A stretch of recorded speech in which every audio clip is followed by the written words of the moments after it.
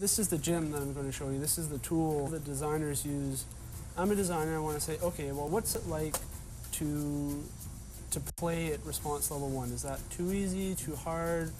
What is most fun to the player? The gym allows the designer to play with these numbers and encounters in a very easy way. As an example, like right now, Hulk's max charge jump, he goes to a height of 20 meters. So in this tool, we can take that number and say bump it up to 40 meters. So now if I do a max charge jump, he should jump twice as high.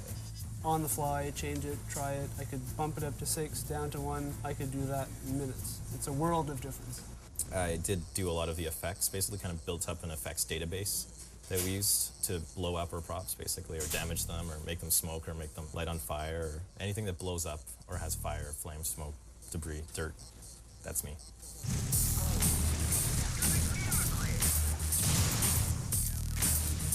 Basically, Hulk 1, every effect took up a chunk of memory.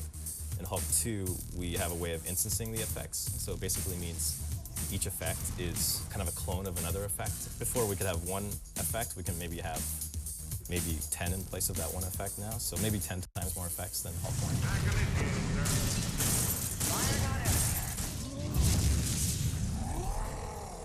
All right, this is the milestone. We really have to kick it up another notch. Think of it as base camp and then climbing the mountain. Well, we're climbing the mountain again. This is a 4-week milestone, milestone 16. And we have a demo in 3 weeks at VUG in LA. This milestone build is being used for our final official focus test. We need to make sure that it plays right. We put it in gamers' hands and said, here's a new idea. Here's weaponization. What do you think?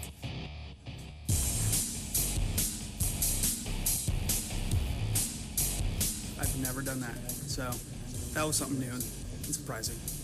We have a database that we maintain, has over 3,000 gamers. We wanted to make sure they had not played Hulk before, at least this particular version of Hulk, and so it was a fresh, new experience for them. It makes it incredibly hard to try to grab and punch a helicopter when you're flying by them at 40 miles an hour. That doesn't give you like any type of control in here. It's very interesting and exciting to know that what I have to say is actually going into the game. It was really cool because I had enough to say about a game that wasn't finished. It wasn't hard to talk about a game that's not done. You feel like you had like an active participation in the making of the game, and it's just makes you feel kind of important, you know?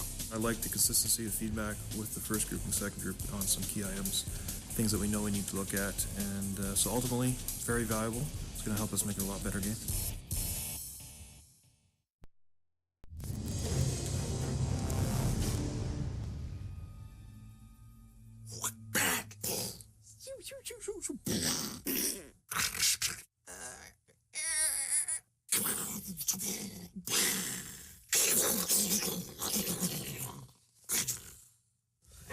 I got into this line of work because I was always noisy, very, very noisy. The more realistic the sound is, the more the player feels that they're there. It's the genuineness of it, the believability, the plausibility of it, and the detail lends a lot to that. They went so far as to go out to a junkyard in the middle of the California desert and record car smashing, dropping, and pounding sounds through a Foley session at a junkyard, which for me is the perfect way to capture the Incredible Hulk. We pretend that we can control this stuff, but it's an illusion. This will be Kilo, take 6. Done. The whole game is about power, so the sound has to definitely depict this power, and because there's so much destruction going on. Because the Foley session was recorded in high definition, we could really manipulate these things to a much further extent than you can with other sound sources and libraries. We want it to be fresh, you know, and interesting, and I think that we go to great lengths to create new libraries of raw material.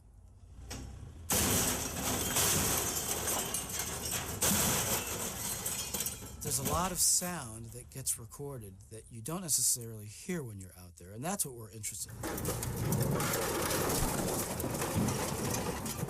What sounded like a, you know, is in fact...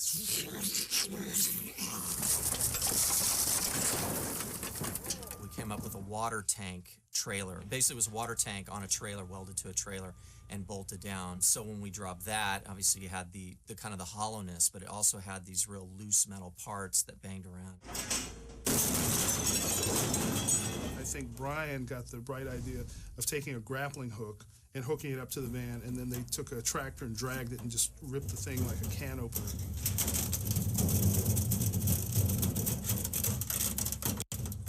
And eventually we dropped the water tank into the van. Oh, that's right. And then we picked the whole caboodle up and we dropped that. That was the grand finale of the day.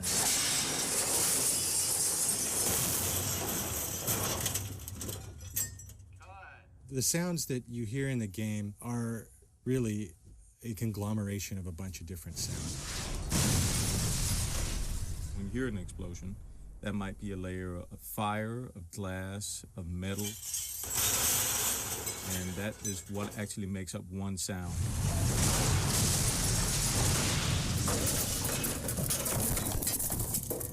What? So we just keep trying stuff. Try not to break anything or kill anyone. So far we've succeeded.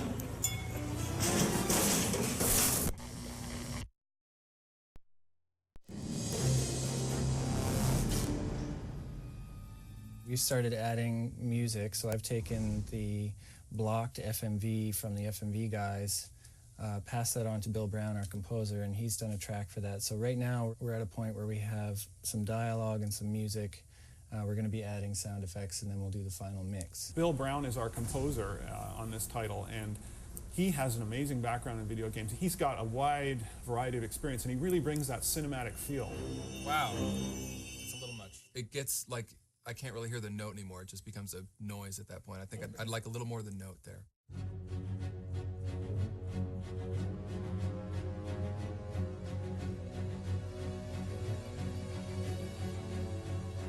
In the case of this project, it's it's just a lot of action and a lot of adrenaline. My job in the majority of this game is actually, the second you get in, you are just roaring from one end of the level to the other. They're the character. They're playing it. So basically, I'm just supporting their experience, and I'm just deepening that experience. That's my goal. And these LA players just, man, they just nail it. There it is. Nice. Ah, it's magic.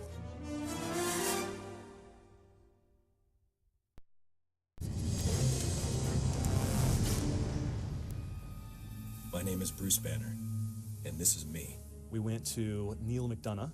Neil, we chose him because he actually is doing a lot of great stuff lately, but he also played Bruce Banner in the Incredible Hulk cartoon series. So Neil was already familiar with the character. I don't understand. Is this mission directive? He had the voice down, and he just had the right personality, a perfect fit. I am the Hulk. I did this to myself, all in the name of science. You're not gonna like me when I'm angry. Next, Ron Perlman, the best monster voice I've ever heard. He's a great actor. So he was the perfect fit for Emma Blonsky. I know what triggers it, you freak. I know how tough you are to the nearest decimal point. I don't need to know how to become like you. I need to know how to control it. What are you? I'm Ahab, and you're the big white whale.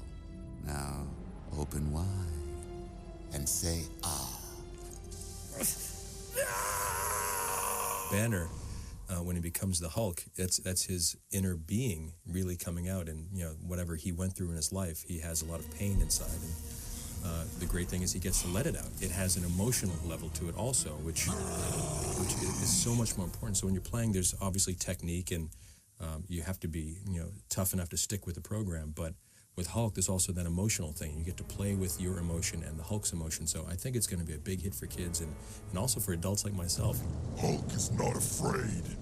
Hulk is strongest one there is. Well, everyone recognizes the Hulk as a part of themselves, I think. It's the part of them which just wants to destroy, and it's those crazy ideas you get in your head at the spur of the moment. And most people, a healthy person, shuts those down, but the Hulk just acts on them. He just wants to destroy and wreck anything which gets in his way. And I think we've built a game which really kind of offers that opportunity for stress relief and rewards it and builds on it. Epic fighting. It's just an awesome experience. Everyone really gets very stoked about, working on a video game and getting to realize their dreams in a sense, because they get to create whatever they want. This has been one of the most amazing experiences of my career. I think video games have the potential to be these great immersive movies where you play your own movie. He gets to experience being the Hulk. The Hulk just lets it out. He lets it rip, and this is what he is. And I think it's a really great metaphor for life, that if we could be more like the Hulk at times and just be freer with our thoughts and who we are, then I think the world would be a heck of a better place. I truly believe that the Incredible Hulk is the best character for a video game. He's unstoppable. He's the strongest character there is. No one can beat him.